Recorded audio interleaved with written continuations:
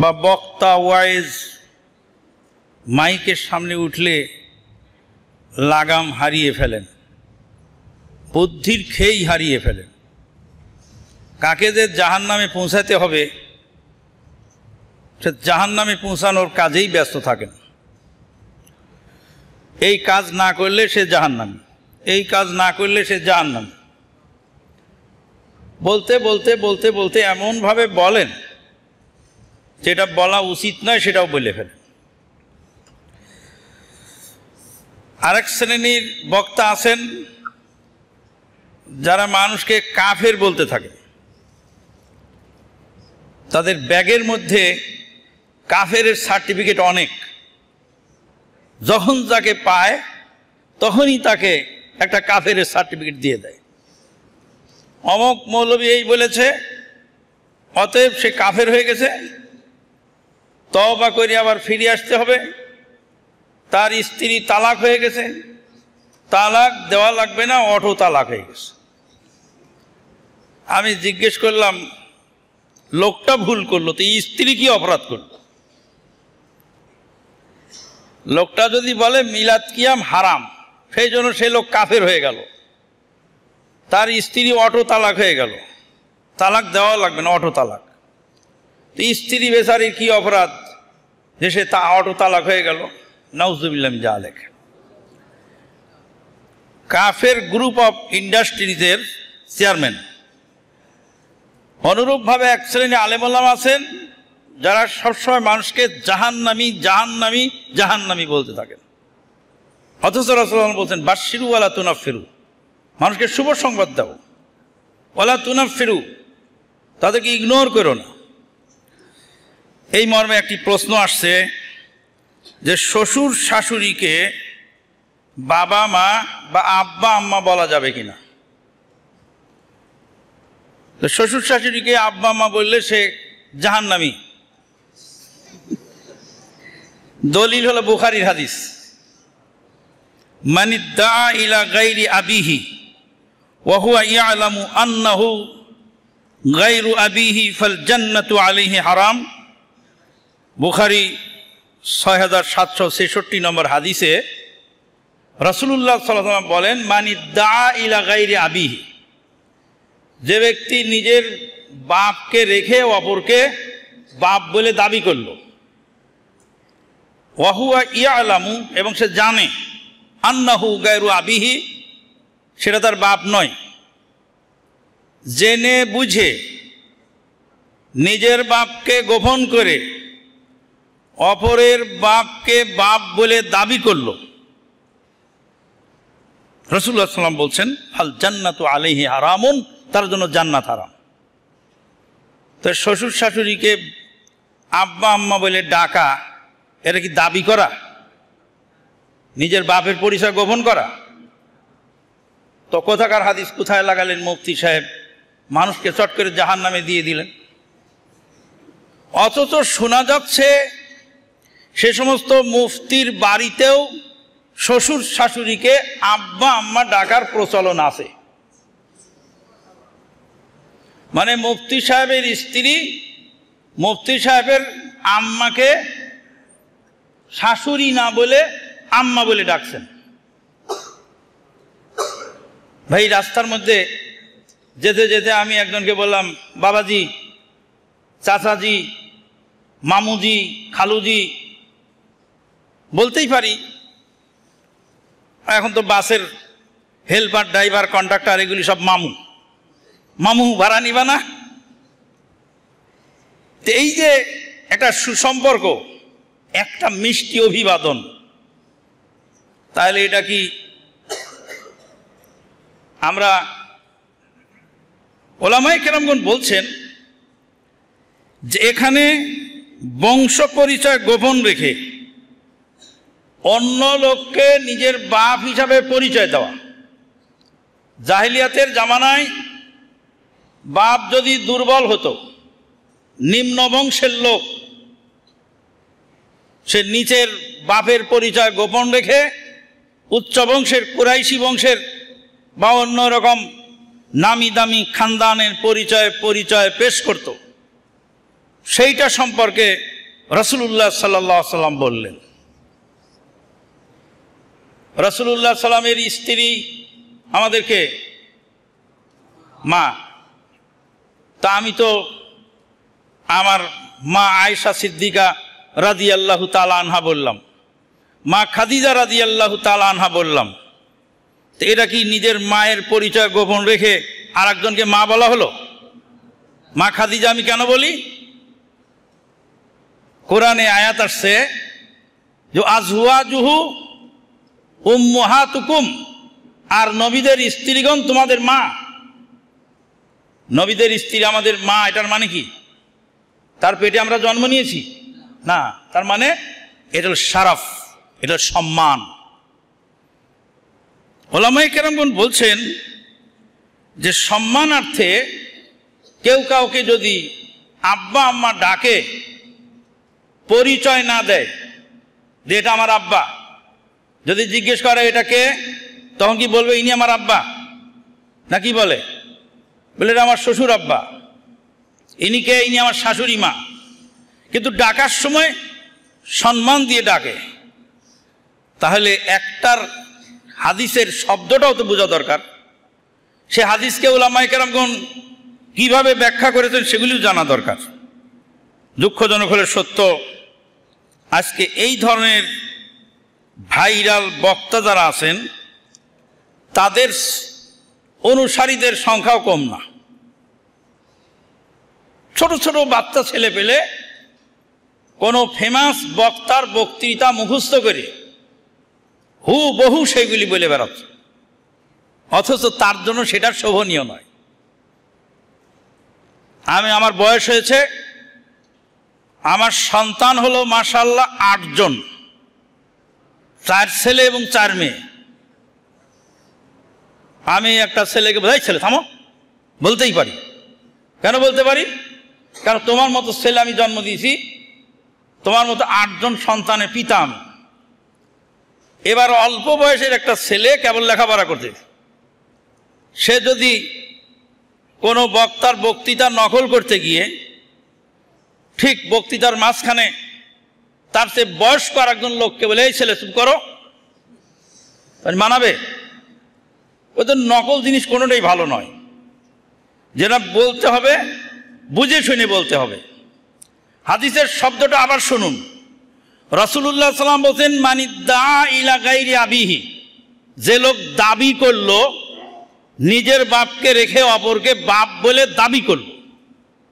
তাহলে দাবি করা আর বাপ বলে সম্বোধন করা দুইটা এক নয়। ধন্যবাদ। এরপরে সুন্নত নিয়ে ব্যঙ্গ করা। আমরা আজকাল দেখছি এক শ্রেণীর বক্তা সুন্নত নিয়ে ব্যঙ্গ করা শুরু করে দিয়েছে। সুন্নত নিয়ে ব্যঙ্গ করা শুরু করেছে, রফুল ইয়াদাইন নিয়ে ব্যঙ্গ, হাত বাঁধা নিয়ে ব্যঙ্গ, আহলে হাদিসদেরকে গালি দিতে গিয়ে বলছেন আহলে খবিস। নাউজুবিল্লাহ মিন যালিক। একজন লোক বলছে কেদারি, কি জানে কেদারি? তো কেদারি মানে কি? ওর নাম আব্দুল কাদের। তার নাম রাখছো কেন কেদারি? আব্দুল কাদেরকে যখন ব্যঙ্গ করা হলো, তখন কি আব্দুল কাদেরকে ব্যঙ্গ করা হলো, না আল্লাহর নাম কাদেরকে ব্যঙ্গায়া কেদারি বলল? আহলে হাদিস না বলে হাদিসের পরিবর্তে সেখানে খবিস শব্দটা লাগালো। আক্রমণ কি ওই ব্যক্তিকে করলো, না আল্লাহর নবীর হাদিসের উপর করলো? শুনে রাখো হে মুফতি সাহেব, যতই ব্যঙ্গ করো আর যতই টিটকারি মস্কারি করো না কেন, মানুষ কিন্তু এখন বুঝে গেছে তোমাদের মাযহাব এদেশে আর টিকবে না বেশি দিন। ভালো করে শুনে রাখো।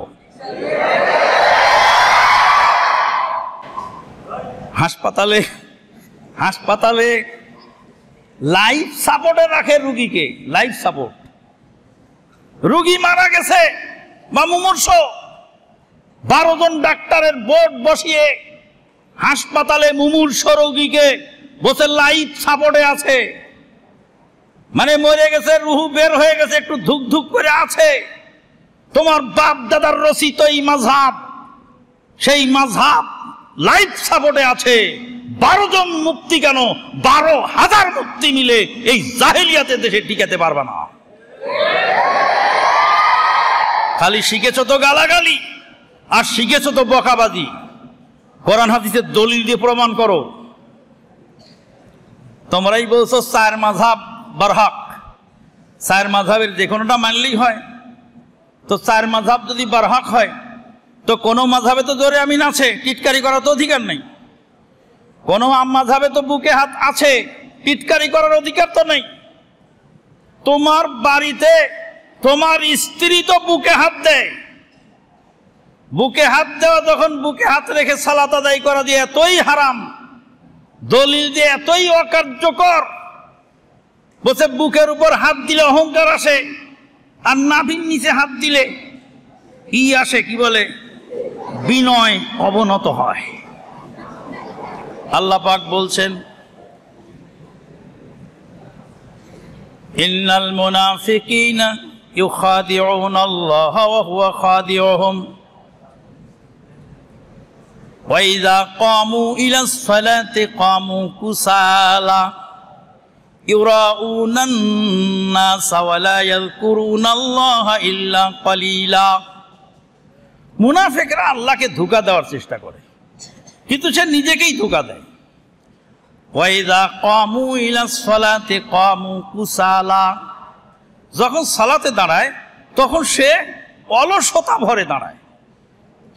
বুকে হাত রেখে সালাতে দাঁড়ালে একাগ্রতা থাকে, নাশাতাত থাকে, পাংচুয়ালিটি থাকে।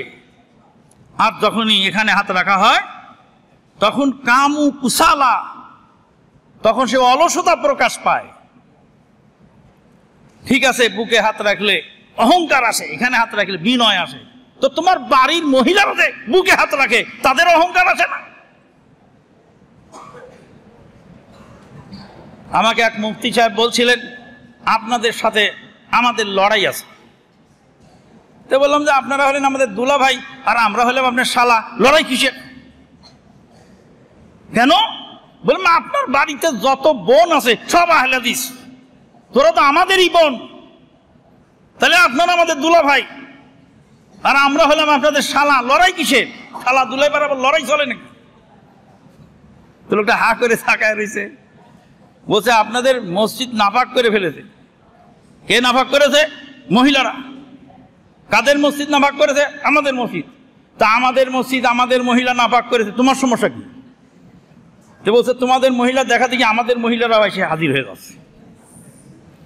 তো বলছে তোমাদের মহিলারা তো আগের থেকেই আহলে হাদিস, কারণ তারা বুকের উপর হাত রাখে। বন্ধুগণ, এই যে বুকের উপর হাত রাখাকে ব্যঙ্গ করলেন আপনি মুফতি মানুষ হয়ে। আমি এক জায়গায় সালাতের নিয়ম দেখাচ্ছিলাম, একটা আলোচনায় সালাতে দাঁড়ানোর সঠিক পদ্ধতি। একটা হলো কেউ এইভাবে দুই পা জমা করে দাঁড়ায়, কেউ একটু পা ছাড়ায় দাঁড়ায়, কেউ হয়তো এই হাতটা এইভাবে বাঁধে, কেউ হয়তো আবার এইভাবে বাঁধে, আর কেউ এইভাবে বাঁধে। বহু রকমের মানুষ হাত বাঁধে। সঠিক পদ্ধতি কোনটা এটা দেখানোর জন্য বেঠিক পদ্ধতিটা দেখায় দিয়ে তারপর সঠিকটা দেখিয়েছে। সেটা তাদেরকে তালিম দেওয়ার জন্য, ব্যঙ্গ করার জন্য নয়। সেখান থেকে কাটিং করে এনে নেটে ছেড়ে দিয়েছে। ছেড়ে দিব তো এটাকে আমানুল্লাহ মাদানিও ব্যঙ্গ করেছে। আরে মিয়া, কাঁটা তো কাঁটা খোলার জন্যই লাগে, কোন কাঁটা পায়ে ঢোকে আর কোন কাঁটা কাঁটা খোলে সেটা তো বুঝতে হবে। কাঁটা তো দুইটা না, একটা কাঁটা কি হয়েছে ঢুকছে পায়ের মধ্যে, আর একটা কাঁটা এসে ওই কাঁটাটাকে খুলে বের করছে। দুই কাঁটা কি এক? আগের কাঁটা তো ক্ষতিকারক আর পরের কাঁটাটা কি উপকারী। তা আমি তো সালাত সঠিক শিখানোর জন্য, তাদেরকে বাতলে দেওয়ার জন্য বলছি সালাতটা এইভাবে পড়তে হবে, সে তো ব্যঙ্গ করার জন্য নয়। সেটা নিয়ে সে এখানে লাগিয়ে দিয়েছে। বন্ধুগণ, রাসূলুল্লাহ সাল্লাল্লাহু আলাইহি ওয়াসাল্লামের জামানায় মুনাফিকেরা সাহাবীদেরকে নিয়ে ব্যঙ্গ করলো। ব্যঙ্গ করার পরে সাহাবীদেরকে গালিগালাজ করছে, বলছে এরা হলো পেটুক, আরগাবুনা বুতুনান আনতাকুনা লিসানান, তারা হলো বাকপটু, তারা হলো পেটুক, আজবানুনা লেকান, আর তারা হলো যুদ্ধের ময়দানে ভীরু কাপুরুষ। কাদেরকে বলল? সাহাবীদেরকে। কারা বলল? মুনাফিকেরা। যখন কোরআনে আয়াত নাজিল হয়ে গেল তখন তারা বলল কুন্না নাখুযু ওয়া নালাব, ইন্নামা কুন্না নাখুযু ওয়া নালাবু।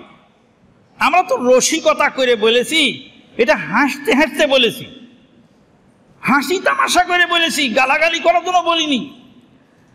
আল্লাহ পাক বললেন কুল আবিল্লাহি ওয়া আয়াতিহি কুনতুম তাস্তাহজিউন। আরে হাসি তামাশা কি আল্লাহর আয়াত নিয়ে? হাসি তামাশা কি আল্লাহর বিধান নিয়ে? হাসি তামাশা আল্লাহর বিধান নিয়ে করার দুঃসাহস তোমাদেরকে কে দেয়? এরপর আল্লাহ পাক বললেন লা তা'তাযিরু কাদ কাফারতুম বাদা ঈমানিকুম। আজকে এসে ছলনা করো না, ওজর করো না, মিথ্যা অজুহাত খাড়া করো না, তওবা ইস্তেগফার করো। তোমরা কুফরি করেছো ঈমান আনার পরে। আল্লাহর বিধানের সঙ্গে যারা ব্যঙ্গ বিদ্রুপ করে তাদের ঈমান থাকে না। মুহতারাম আমিরে জামাতের আলোচনা শোনার জন্য অনুরোধ রইল।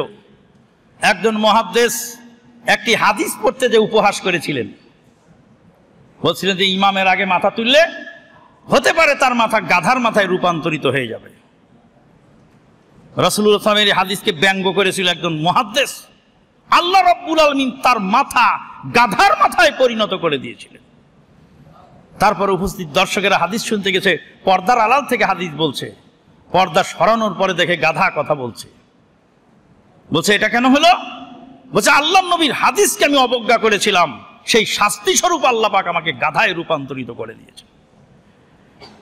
সতর্ক থাকতে হবে আমাদেরকে।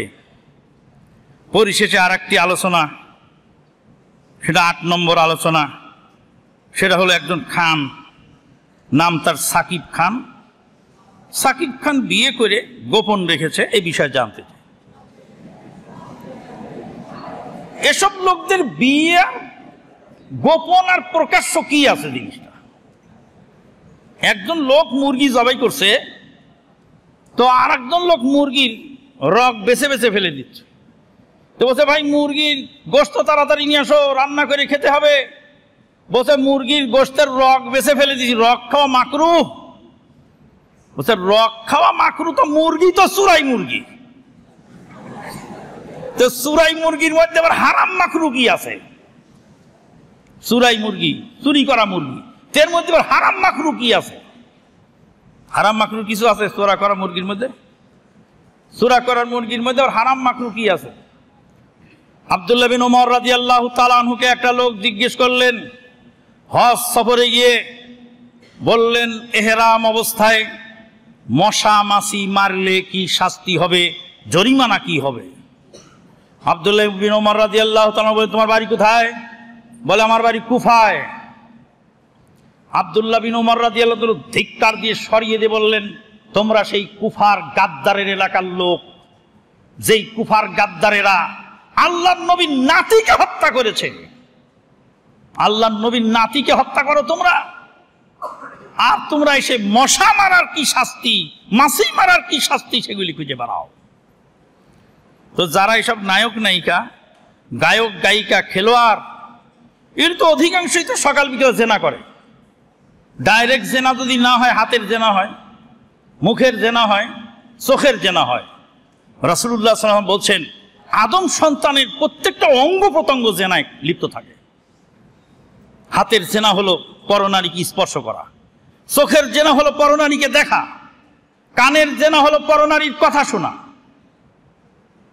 মনের জেনা হলো পরনারীর কল্পনা করা, পায়ের জেনা হলো পরনারীর দিকে হেঁটে যাওয়া। তাহলে ওয়াল ফারাজু ইউসাদ্দিকুহু ওয়া ইউকাযযিবুহু, নবী সাল্লাল্লাহু আলাইহি ওয়াসাল্লাম বলে তার লজ্জাস্থান জেনার চূড়ান্ত ফাইনাল ফিনিশিং দেয়।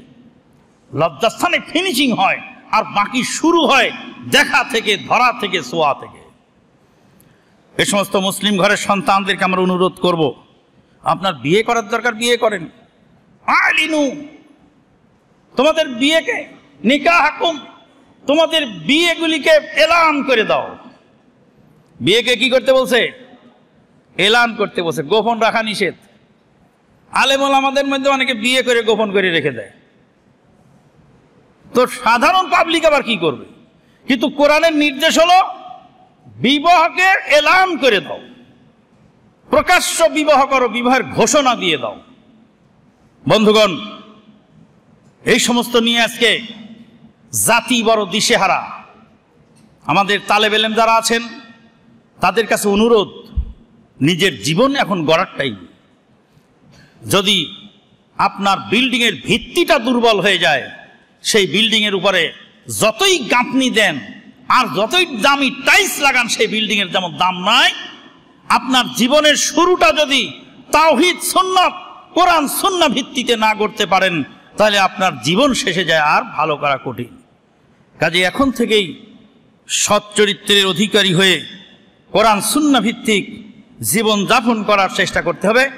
সামনে খেলাধুলা আসতেছে, খেলাধুলা থেকে নিজেকে বাঁচার চেষ্টা করতে হবে। আজকে জাতি এই খেলাধুলায় মত্ত হয়েছে, জাতি আজকে মারাত্মক সমস্যায় জর্জরিত হয়েছে। আল্লাহ পাকে জাতিকে হেফাজত করুন, আল্লাহুম্মা আমিন। ওয়া আখিরু দাওয়ানা আনিল হামদুলিল্লাহি রাব্বিল আলামিন। সুবহানাকা আল্লাহুম্মা বিহামদিক আশহাদু আল্লা ইলাহা ইল্লা আনতা আস্তাগফিরুকা ওয়া আতুবু ইলাইক। আসসালামু আলাইকুম ওয়া রাহমাতুল্লাহি ওয়া বারাকাতুহু। দ্বিতীয় বিষয় আমরা যেটা বলবো সেটা হলো ফরজ গোসল। গোসল শব্দের অর্থ হলো ধৌত করা, ধুয়ে ফেলানোর নাম হলো গোসল। গোসল হলো তিন প্রকার। একটা হলো ফরজ গোসল, মানুষ যখন অপবিত্র হয়, সেই অপবিত্র অবস্থায় পবিত্রতা অর্জনের জন্য যে গোসল করা হয় তাকে বলা হয় ফরজ গোসল।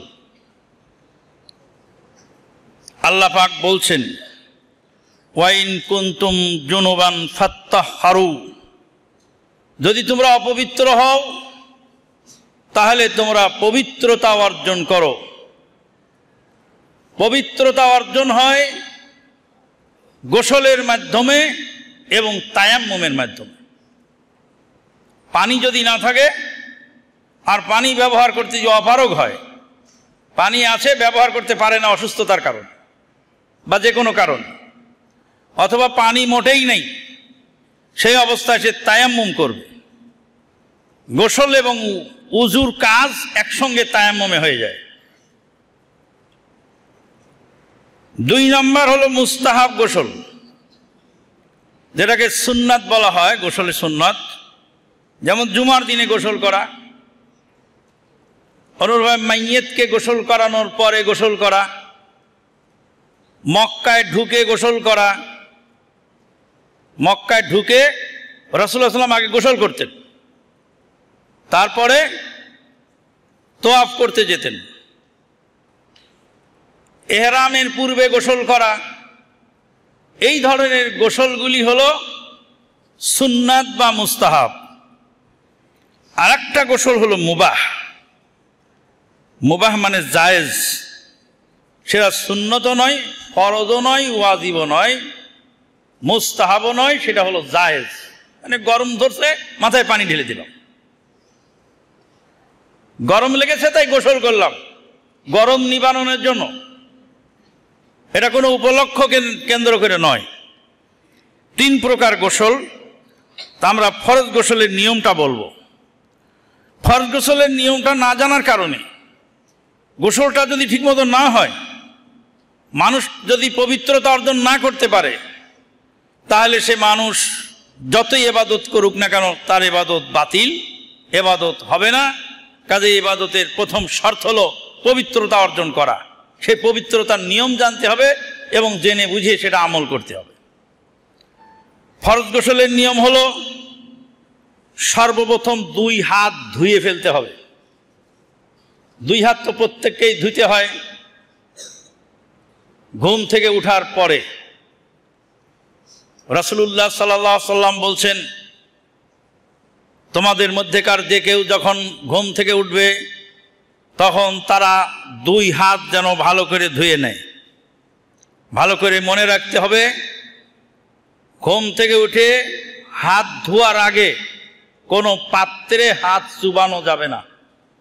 এক বালতি পানির মধ্যে যদি ঘুম থেকে উঠে কেউ ওই হাত ধোয়ার আগেই যদি চুবিয়ে দেয়, তাহলে ওই পানি দিয়ে উজু গোসল চলবে না।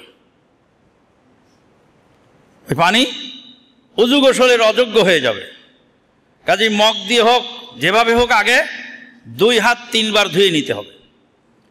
ঠিক অনুরূপভাবে ফরজ গোসলের আগে 2 হাত 3 বার ধুতে হবে। সাবান থাকলে সাবান দিয়ে ধুবেন, আর সাবান না থাকলে মাটিতে ঘষে পরিষ্কার করে নেবেন, ধুয়ে নেবেন। তারপরে বাম হাত দিয়ে পানি নিয়ে লজ্জাস্থান পরিষ্কার করতে হবে। লজ্জাস্থান পরিষ্কার করার পরে এবার সালাতের উজু যেভাবে করা হয় সেইভাবে উজু করতে হবে। উজু করার পরে এরপরে মাথায় পানি দিবেন 3 বার, বেজোড় সংখ্যা 3 বার মাথায় পানি দিয়ে মাথা ডলতে হবে। মাথার চুলের গোড়ায় যেন পানি পৌঁছে সেই জন্য আঙ্গুল দিয়ে খেলাল করতে হবে। তারপর ডাইন অংশ ধুতে হবে, ডাইন সাইড ধুতে হবে, তারপর বাম সাইড। যদি ঝর্ণায় গোসল করেন, প্রথমে মাথা ভিজাবেন, তারপর ডাইন পাশ দেবেন, তারপর বাম পাশ দেবেন, দিয়ে পুরা শরীর ধুয়ে পরিষ্কার করবেন। রাসূলুল্লাহ সাল্লাম ফরজ গোসলের ক্ষেত্রে বলছেন ওয়ানকুল বাসারা, চামড়াকে ভালো করে ডলো। কেন? মানুষের যেসব কারণে ফরজ গোসল হয়, যেসব কারণে গোসল ফরজ হয়, সেই সময় ব্লাড সার্কুলেশন খুব জোরে চলে। মানুষের একটি কাজ সবচেয়ে বেশি পরিমাণ তার মেমোরি খরচ হয়, সেটা হলো সেক্সুয়াল অ্যাক্টিভিটিস। সেক্সুয়াল অ্যাক্টিভিটিসে মানুষের মেমোরি সবচেয়ে বেশি কার্যকর থাকে, এবং মানুষ যত পরিশ্রম করে সবচেয়ে বেশি পরিশ্রান্ত হয় সেক্সুয়াল অ্যাক্টিভিটিসে, এবং রক্তটা খুব দ্রুত গতিতে চলতে থাকে। এই চলমান অবস্থায় তার শরীরের লোমকূপ দিয়ে নাপাক জিনিস, অপবিত্র প্রয়োজন, মানুষের শারীরিক খারাপ বর্জ্য পদার্থ ঘামের সাথে সেগুলি বের হয়। এই জন্য ফরজ গোসলে লজ্জাস্থান ধুয়ে নিলেই তো হয়ে যেত, কিন্তু আপাদ মস্তক ধুইতে হয় কেন? আপাদ মস্তক দিয়ে নাপাকি বের হয়, লোমের গোড়া গোড়া দিয়ে বের হয়, প্রয়োজন বের হয় ঘামের সাথে। এই জন্য ভালো করে রাসূলুল্লাহ ওয়ানকুল বাসারা, ভালো করে চামড়াকে ডলে ডলে ধুও, চামড়াকে ডলে মলে ভালো করে ধুয়ে পরিষ্কার হতে হবে। এবার গোসল শেষে শরীর মুছে ফেলানো যাবে, কোনো সমস্যা নেই, কিন্তু সুফিবাদীদের দর্শনে শরীর না মুছে ওই ভিজা শরীরেই চলে যেতে হবে। মেয়েদের ফরজ গোসলের সময় বেনি খোলা জরুরি নয়। বেনি যদি আটকানো থাকে, চুল বেনি করা থাকে, অত খুবা বাঁধা থাকে, কোনো সমস্যা নেই। শুধু চুলের গোড়ায় পানি পৌঁছানো জরুরি, কিন্তু চুলের আগায় পানি পৌঁছানো জরুরি নয়। বেনির মধ্যে যদি ভেজা না থাকে, শুকনাও থাকে, তবু গোসলে কোনো সমস্যা নেই ইনশাআল্লাহ। 3 নম্বর যে বিষয় নিয়ে আমরা কথা বলতে যাচ্ছি সেটা হলো কচ্ছপ, কাঁকড়া, অক্টোপাস, এই জিনিসগুলি খাওয়া জায়েজ না না জায়েজ। কচ্ছপ, কাঁকড়া, অক্টোপাস, মালয়েশিয়া সফরে গিয়ে একটা খুব সুস্বাদু খাদ্য আমি খেলাম এক হোটেলে।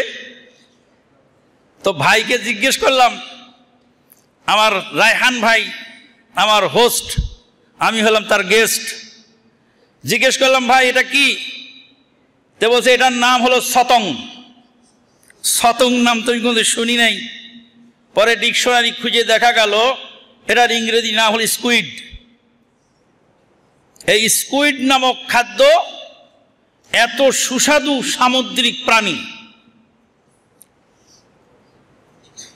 থাইল্যান্ডের এক ক্লাসমেট ছিলেন আমার, উনি আমাকে একদিন দুপুরবেলা লাঞ্চের দাওয়াত দিলেন।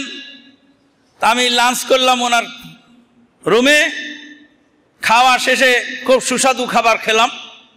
বলে খাওয়া শেষে জিজ্ঞেস করলেন, তুমি কি খেলে? বলে আমি তো জানি না। বলছে, আমি তোমাকে সাদাফ খাওয়ালাম। সাদাফ, সাদাফ মানে হলো ঝিনুক। ঝিনুকের মধ্যে যে গেঁড়ি থাকে ওটাকে গেঁড়ি বলা হয়। ঝিনুকের গেঁড়ি তারা সুন্দরভাবে রান্না করে। তাহলে এই যে সামুদ্রিক প্রাণী, অক্টোপাস, কাঁকড়া, কচ্ছপ, এগুলি সব হালাল। কেউ আবার বলে আপনি খেয়ে দেখেন। আপনি আমল করবেন না তো ওয়াজ করবেন কেন? ওই যে গাইবান্ধার একজন আলেম বলছিলেন কচ্ছপ হালাল, তাই কোন বেহুদা তাকে দাওয়াত করে কচ্ছপ রান্না করে তারপর খাওয়াইছে। শেষে বেচারার নামই হয়ে গেল ওই কচ্ছপ খাওয়া আলেম। আচ্ছা, আমি গরিব মানুষ, আমি যদি জাকাত দিতে না পারি তো জাকাতের ওয়াজ আমি করব না? নাকি বলতে হবে আপনাকে জাকাত দেন তারপর আপনি করেন? নাকি গরিব আলেম কি জাকাতের ওয়াজ করতে পারবে না? যে বিয়ে করেনি সে কি বিয়ের ওয়াজ করতে পারবে না? তার মানে আগে করে তারপরে ওয়াজ করতে হবে নাকি? হালাল জিনিস হালাল, আপনি খেলে খাবেন, না খেলে না খাবেন, আপনার ব্যাপার। আপনার রুচিতে যদি না কুলায় তো আপনি না খাবেন, সেটা আপনার ব্যাপার। কিন্তু জেনে রাখুন, এই কাঁকড়া মদিনার বাজারে, কোথায়? মদিনার বাজারে কাঁকড়া নিলামে বিক্রি হচ্ছে। মদিনার মাছের বাজারে কাঁকড়া নিলামে বিক্রি হয়। মালয়েশিয়া, ইন্দোনেশিয়া, থাইল্যান্ড, এই সমস্ত দেশে কাঁকড়া নিলামে বিক্রি হয় এবং তারা কাঁকড়া নিয়মিত খেয়ে থাকেন। আমার উস্তাদ বলেছিলেন, কাঁকড়া যদি খেতে ঘৃণা লাগে তো চিংড়ি মাছও খায়ও না, ওটা একই জিনিস। ওরও ঠ্যাং আছে, এরও ঠ্যাং আছে। ওরও উপাদান যেটা, এরও উপাদান সেটা 19 আর 20। যাই হোক, কাঁকড়া, কচ্ছপ এগুলি খাওয়া জায়েজ, কিন্তু ব্যাঙ খাওয়া যাবে না। ব্যাঙের ঠ্যাং যে বিদেশে পাচার করা হয় সেটা চলবে না। ব্যাঙের ঠ্যাং বিদেশে পাচার করা হয় এবং ব্যাঙ যে অনেকেই খায় সেটা জায়েজ নেই, কারণ ব্যাঙ মারাই নিষেধ। যেটা মারা নিষেধ সেটা খাবে কি করে? রাসূলুল্লাহ সাল্লাল্লাহু আলাইহি ওয়াসাল্লাম নিষেধ করেছেন, 4টি প্রাণী মারতে নিষেধ করেছেন। একটা হলো সুরাদ, সওয়াদ, রাদা, সুরাদ। সুরাদ হলো একটা ছোট্ট পাখির নাম। আর হলো ব্যাং, দিফদা। আর একটা হলো হুদহুদ, কাঠঠোকরার মতো দেখা যায়। আর একটা হলো পিঁপড়া। হাদিসটি আবু দাউদ 5267 নম্বর হাদিসে আসছে। আজকের আলোচনায় তৃতীয় আর একটি আলোচ্য বিষয়, সেটা হলো বাউলিবাজি। দুঃখজনক হলে সত্য, এখন নতুন করে যেমন নায়ক নায়িকাদের ফ্যান বের হয়েছে, বড় বড় আলেম ওলামাদের ফ্যান বের হয়েছে, এখন বাসেরও ফ্যান বের হয়েছে, নাম তার বাস লাভার, ট্রেন লাভার, ব্যাং লাভার, কুত্তা লাভার, ছাগল লাভার। লাভারের শেষ নেই দেশে। লাভার মানে বাস লাভার। বাস লাভাররা কি করতেছে আমি প্রথম বুঝতে পারিনি। প্রথম দেখি যে বাসের সামনে ক্যামেরা লাগানো, এক বাস আর এক বাসকে ওভারটেক করলো। এতে তাদের দুইটা ফায়দা হচ্ছে, যেই বাস ওভারটেক করলো, যাকে পিছনে ফেললো, এর যাত্রী কমানোর জন্য আর ওর যাত্রী বাড়ানোর জন্য। মানে এই গাড়ি খুব ভালো চলে, এই গাড়ি ওই গাড়িকে পিছনে ফেলে চলে গেল, অতএব টিকিট এই গাড়ি নিতে হবে।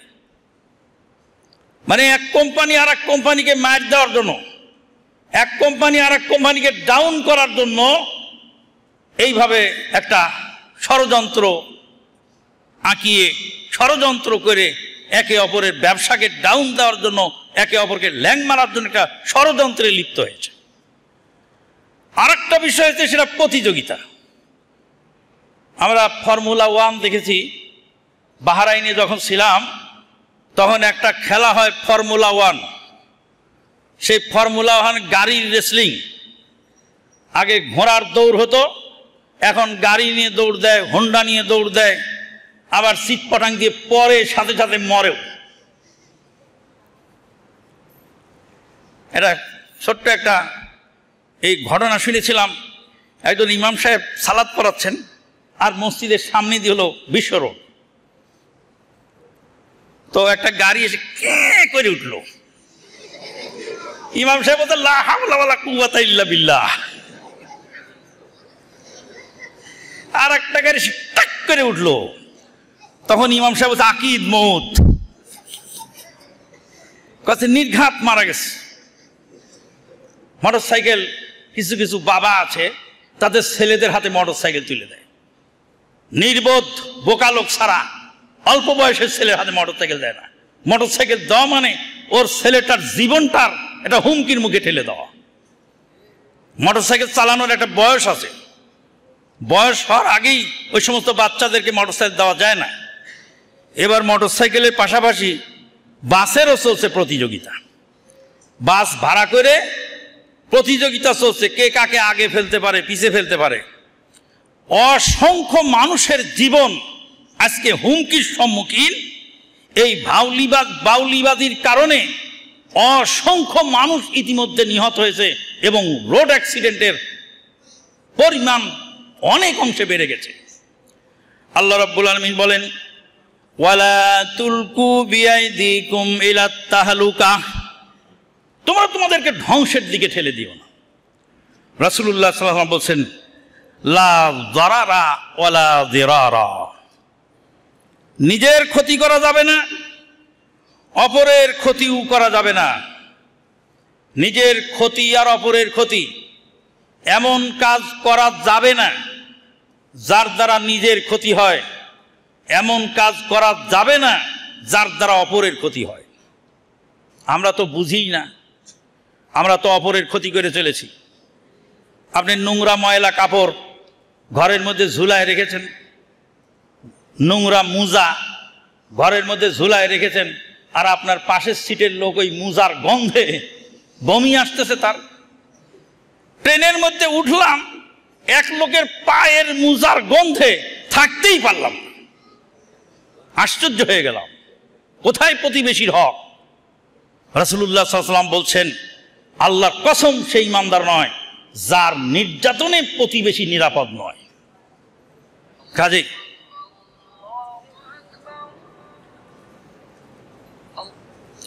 যার নির্যাতনের প্রতিবেশী ক্ষতিগ্রস্ত হয়, প্রতিবেশী ক্ষতিগ্রস্ত হবে যেই সমস্ত কাজে, যে সমস্ত আচরণে, সেগুলি ইসলাম হারাম নাজায়েজ করে দিয়েছে। অতএব নিজের ক্ষতিও হারাম, অপরের ক্ষতি করাও হারাম। বন্ধুগণ, বিদেশে যাচ্ছে সেই খাদ্দামা বা সেবিকার কাজে। এই কাজগুলি আগে ফিলিপাইনরা করত, এই কাজগুলি আগে ইন্দোনেশিয়ার মেয়েরা করত। ইসলামিক সেন্টার এসে দৈনিক কান্নাকাটি করত, দেখতাম তারা কান্নাকাটি করছে। কেন? সেখানে তারা নির্যাতনের শিকার। দুঃখজনক হলো সত্য, আজকে আমাদের দেশ থেকে এক শ্রেণীর মহিলারা এইভাবে পয়সার লোভে বিদেশে যাচ্ছে। কোথায় তাদের অভিভাবক, কোথায় তাদের আত্মীয় স্বজন? দেশের মাটিতে কাজ করলেই তাদের খাবারের অভাব হয় না, বাসাবাড়ি কাজের লোক পাওয়া যায় না, বাসাবাড়িতে কাজের লোকের দারুণ অভাব, ক্রাইসিস। আর এর মধ্যেই তারা বিদেশে পাড়ি জমাচ্ছে, বিদেশে যাওয়ার জন্য পাগল পাড়া হয়ে গেছে। যে সমস্ত পুরুষেরা বিদেশে থাকে স্ত্রীকে রেখে, আলেম ওলামাদের ফতোয়া হলো 4 মাস পার হয়ে যায় আর স্ত্রী যদি অনুমতি না দেয়, স্ত্রীর অনুমতি নিয়ে বেশি দিন থাকতে পারবে। স্ত্রী যদি অনুমতি না দেয়, 4 মাস পার হয়ে যাওয়ার পরে ইচ্ছা করলে সেই স্ত্রী সেই স্বামীকে ছেড়ে তার কাছে খোলা করে অন্যত্র বিবাহ বসতে পারবে। দলিল হলো আল্লাহর কোরআনের আয়াত, সূরাতুল বাকারা 226 নম্বর আয়াত। আল্লাহ পাক বলছেন, লিল্লাযীনা ইউলুনা মিন নিসাইহিম তারাব্বুসু আরবাতু আশহুরিন। এই যে ইলার যে মেয়াদ 4 মাস, এই 4 মাস পর্যন্ত স্ত্রীর বিনা অনুমতিতে স্বামী বাহিরে থাকতে পারবে। 4 মাসের বেশিও থাকতে পারবে যদি স্ত্রীর অনুমতি থাকে, আর স্ত্রী যদি অনুমতি না থাকে তাহলে 4 মাস পরে সে বিবাহ ভঙ্গ করতে পারবে, কোনো সমস্যা নেই। যে সমস্ত মেয়ের অভিভাবকেরা মেয়েদেরকে বিদেশে পাঠাচ্ছেন তাদেরকে অনুরোধ করছি, মেয়ের নিরাপত্তাটা আগে খেয়াল করুন, পরকালের শান্তিটা আগে খেয়াল করুন। দুনিয়ার শান্তির লোভে পরকালকে হারাবেন না, অনুরোধ রইল।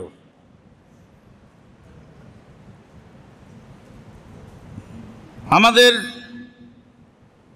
আজকের আলোচনায় 6 নম্বর বিষয় হলো তাড়াতাড়ি বিয়ে করা। বিয়ে হচ্ছে না এখন, আমলটা কি? আরে আমল কি হবে? বাপকে বলো বিয়ের টাইম হয়ে গেছে, আমাকে বিয়ের ব্যবস্থা করুন। লজ্জা লাগে, বিয়ের কথা বলতে লজ্জা লাগে, কিন্তু হারাম কাজ করতে লজ্জা লাগে না। ইন্নাল্লাহা লা ইয়াস্তাহি মিনাল হক, আল্লাহ পাক হক কথা বলতে লজ্জা বোধ করেন না। পরিষ্কার ভাষায় বাপ মা অভিভাবককে বলতে হবে যে আমার বিয়ের প্রয়োজন, এই মুহূর্তে আমি বিয়ে না করলে আমার ঈমান বাঁচে না, সে ব্যাপারে চেষ্টা করতে হবে।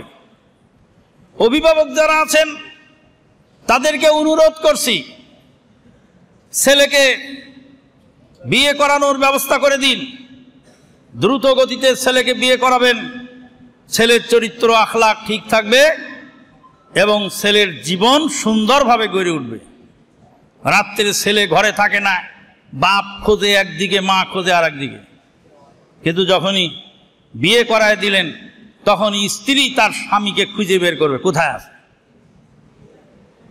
স্ত্রীর আকর্ষণে বাড়িতে ফিরে আসবে। কিন্তু বিয়ে করে তুই খাওয়াবি কি? বিয়ে করে তুই খাওয়াবি কি? এক অভিভাবককে বললাম, আপনার ছেলেকে বিয়ে করান। কয় আমার ছেলে তো কাজ করে না, বিয়ে করে খাওয়াবি কি? আপনার ছেলে কি না খেয়ে থাকে? বলে না। তাহলে আপনার ছেলে আপনার বাড়িতে খাবে? মেয়ের বাপকে বললাম বিয়ে দিয়ে দেন আপনার মেয়েকে, বলে আমি বেকার ছেলের সাথে মেয়ে বিয়ে দেবো না, ও আমার মেয়েকে খাওয়াবে কি? বলে আপনার মেয়ে আপনার বাড়িতে খায় না? বলে খায় তো। বলে 4 বছরের 3 বছরের মেয়ের খোরাক সহ মেয়ে নিয়ে স্বামীর বাড়িতে পৌঁছায় দেন। ছেলে বাপের হোটেলে খাবে 3 বছর, আর মেয়েটা যে বাপের হোটেলে 3 বছর খেত, ছেলে ইস্টাবলিশ হওয়া পর্যন্ত সেই খাদ্যটাই শ্বশুর বাড়িতে নিয়ে দিয়ে আসো। ওখানে দুইজন একসাথে খাক, দুইজনের জীবন চলতে থাকুক, দুইজন মিলে দোয়া পড়তে থাকুক,